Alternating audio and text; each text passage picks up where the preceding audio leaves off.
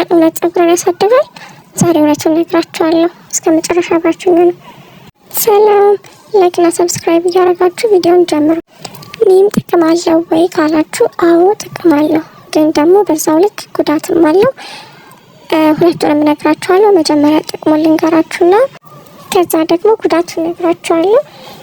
በዚህ ጋር እኔ ለመጠቀም እያዘጋጀሁ ነው። እንዴት እንደሚዘጋጅ እናንተ ቪዲዮ ላይ እዩት። እኔ ደግሞ ጥቅሙንና ጉዳቱን እነግራችኋለሁ ማለት ነው። ኒም የሚጠቅመው ለጤና ይጠቅማል። ከዛ ደግሞ ለፀጉር ጥቅም አለው፣ ለቆዳ ጥቅም አለው። ከዛ ደግሞ ለአትክልቶች። የኒም ቅጠል እንደሚታወቀው ከሺህ ዓመታቶች በፊት እንደ ባህላዊ መድኃኒትነት ሲያገለግል የኖረ ነው። አዲስ የመጣ ነገር አይደለም፣ ቆይቷል። እኔም ግን አላውቀውም። እኔም በቅርብ ጊዜ ነው ኒም ቅጠል ካወቅኩት። እንደውም የመንደር ፋርማሲ ብለው ብላ ስም አውጥተውለታል፣ ካለው ጥቅም የተነሳ ማለት ነው። ሰው ለፊትና ለቆዳ ያለው ጥቅም ደግሞ ኒም ባክቴሪያ የሚገድል ነው። ቁስል የነጃችን ቢቆረጥ የሆነ ነገር ቁስል ቢኖርብን ሰውነታችን ኢንፌክሽን እንዳይፈጥር ያደርጋል። ለዛ የሚጠቀሙታል ቶሎ ቁስል እንዲደርቅ ስለሚያደርግ ማለት ነው። ከዛ ይድናል ቶሎ። ለዛም ይጠቅማል ኒም። ለቁስል ሲሆን የምንጠቀመው በውሃ ቁስላችንን ማጠብ ማለት ነው።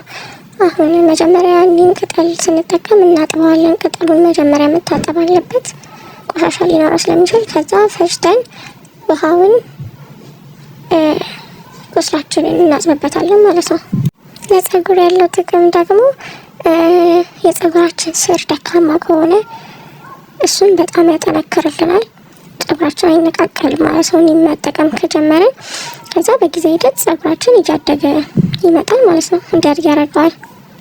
በተለይ ደግሞ ይሄ ቅማል ቅጫም ለሚያስቸግራቸው፣ ይሄ በብዛት ልጆች ላይ ነው የሚያጋጥመው። ቅማል ቅጫም ለሚያስቸግራቸው ልጆች ይህንን ተጠቀሙላቸው። እኛ በኛ ጊዜ እናቶቻችን ጋዝ ከጨው ጋር በቂቤ ተደርጎ ነው የተጠቀመው እና እሱ እንኳን ምንም አላደረገንም። ይሄ የተፈጥሮ ነገር ደግሞ ምንም አያደርግም። በዛ ላይ በጣም አሪፍ ነው፣ ያጠፋል፣ ሙሉ ለሙሉ ነው የሚያጠፋው። ወደ ጤና ወዳለው ጥቅም ስንመጣ ደግሞ የኢሚኒቲ ሲስተምን ያጠነክራል ማለት ሰውነታችን በሽታ እንዲከላከል በደንብ ይረዳዋል። ያ ግን የሚሆነው እንዴት ነው? ለጤና ስንጠቀሙ መጠጣት ነው። ለስኳር የሚላሉ፣ ለደም ግፊት የሚላሉ እና ያው እነሱ እንደ ባህላዊ መድኃኒት ነው የሚጠቀሙት። እኔ ግን እሱን አልመክርም፣ ምክንያቱም እንዲህም ጠንካራ ከሚባሉ እጽዋቶች ውስጥ ነው። ስለዚህ ወደ ውስጥ ለምናስገባው ነገር ደግሞ መጠንቀቅ አለብን። አሁን ለደም ግፊት፣ ለስኳር ምናምን የበሽታ መከላከል አቅማችን እንዲጨምር መጠጣት ነው ያለብን።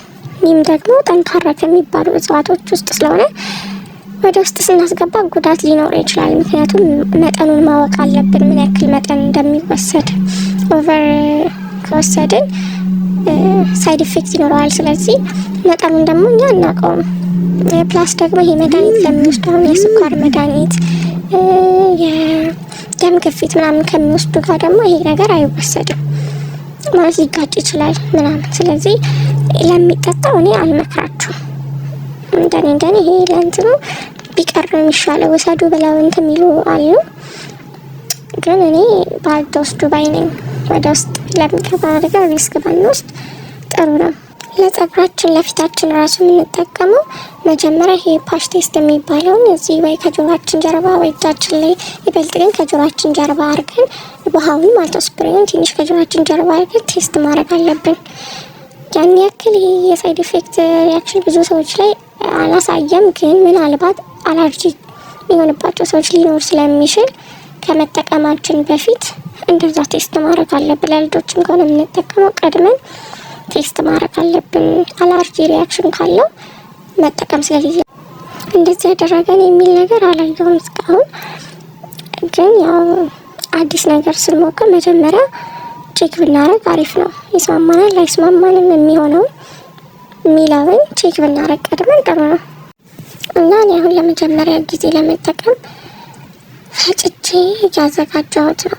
እንዴት እንዳዘጋጀሁት ቪዲዮ ላይ ተመልከቱት እና እኔም ለመጀመሪያ ጊዜ ነው ገና የምጠቀመው። ከዛ ከዚህ በኋላ ለ3 ወር ምናምን ተጠቀመውና ለውጥ ካየሁበት እነግራችኋለሁ። የሚጠቅም ከሆነ እውነት እንደተባለው ጥቅም ካለው ተመልሼ ቪዲዮ ሰራላችኋለሁ።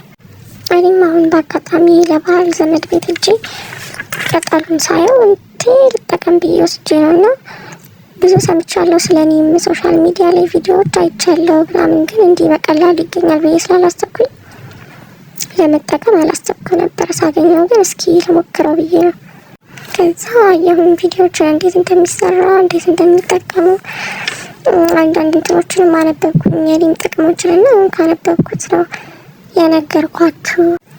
እጠቀመውና ደግሞ እውነተኛ እንትኔን እነግራችኋለሁ እንዳሉት ነው ወይስ አይደለም የሚለውን ደግሞ ድጋሚ ቪዲዮ ሰራላችኋለሁ። ሌላ የረሳሁት ጥቅም ደግሞ ለአትክልት ትላትሎች የሚበሉት አትክልቶች ካሉ ግቢያችሁ ውስጥ ምናልባት ካስቸገሯችሁ ጤና አዳም ላይም እንደዛው እንትን ይላል አንዳንዴ። ለሱ እንደዚህ ሰርታችሁ ውሃውን መርጨት ትችላላችሁ በስፕሬ ማለት ነው። እዚህ ጋር ደግሞ ቀንሼ ለሌላ ጊዜ እንትን እንዳይበላሽ ቅጠሉ እያደረግኩት ነው ሌላ ጊዜ ለምጠቀመው። ይህንንም ያው በተመሳሳይ አደርቀውና ከዛ ያደረግኩትን እያቀቀልኩኝ ስትቀቅሉት ለ15 ደቂቃ ብቻ ለ10 ወይ ለ15 ደቂቃ ብቻ ነው። ከዛ በላይ እሳት ላይ አታስቀምጡት። እንደዛ አርጋችሁ ነው። ይህንንም ያደረግኩትን በተመሳሳይ መንገድ ነው ለ10 ለ15 ደቂቃ ቀቅዬ ነው የምጠቀመው። እና የኔም ቅጠል ለጸጉር ለቆዳ ጥቅም አለው፣ ለአትክልትም እንዳልኳችሁ በጣም ጥቅም አለው ብለዋል። እንግዲህ ተጠቅመን ደግሞ እኛ የተጠቀምነውን ደግሞ እስኪ ሼር እናደርጋለን። ሌላ ምን የረሳሁት ያልነገርኳችሁ ይኸው ነው። ብቻ እንዳሉት ከሆነ እጅግ በጣም ብዙ ጥቅም ያለው በተለይ ለጸጉር በጣም አሪፍ ነው እንዳሉት እውነት የሚሰራ ከሆነና ስለዚህ ቅጠል ደግሞ የምታውቁ ሰዎች ካላችሁ እስኪ ንገሩን። የምታውቁትን ነገር ኮሜንት ላይ ጻፉልን። የተጠቀማችሁ ካላችሁ ደግሞ እውነት እንደተባለው የሚሰራ ነው ወይ ይጠቅማል ወይ ተጠቀሙት በሉን። ተጠቅማችሁ የምታውቁ ሰዎች ካላችሁ ስለ ቅጠሉ የምታውቁ ሰዎች ካላችሁ ያላችሁን ኢንፎርሜሽን ሼር አድርጉን እና እንዳልኳችሁ ነው ጥቅም አለው። እኔም እንዳነበብኩት ከሆነ ነገር ግን ያው በአግባብ ነው በትክክል ነው መጠቀም ያለብን። ስንጠቀም ለጸጉራችን በሳምንት አንዴ ካረግን በቂ ነው። ለጸጉራችን ስፕሬ ማለት እንትን ማድረግ ነው። ከታጠብን በኋላ ጸጉራችን ላይ አርገን መለቅለቅ ለተወሰነ ሰዓት ቆይተን ወይም ደግሞ ልንታጠብ ስንል ጸጉራችን ላይ ስፕሬ እናደርግና ለ1 ሰዓት ምናምን ቆይተን መታጠብ። አጠቃቀሙን እስኪ እንዴት እንደሚሆን በቀጣይ ቪዲዮ እሰራላችኋለሁ። ጸጉሬ ላይ አፕላይ ሳረገው እንዴት እንደሆነ አሳያችኋለሁ፣ እሰራለሁ ቀጣይ ቪዲዮ ማለት ነው። እናንተ ላይክ፣ ሼር፣ ኮሜንት፣ ሰብስክራይብ እያደረጋችሁ ይህን ቪዲዮ እንድሰራ እንድበረታታ ላይክ እያደረጋችሁ ሰብስክራይብ አድርጋችሁ ቆዩ። በየሳምንቱ አዳዲስ ነገር እያመጣሁ ሼር አደርግላችኋለሁ።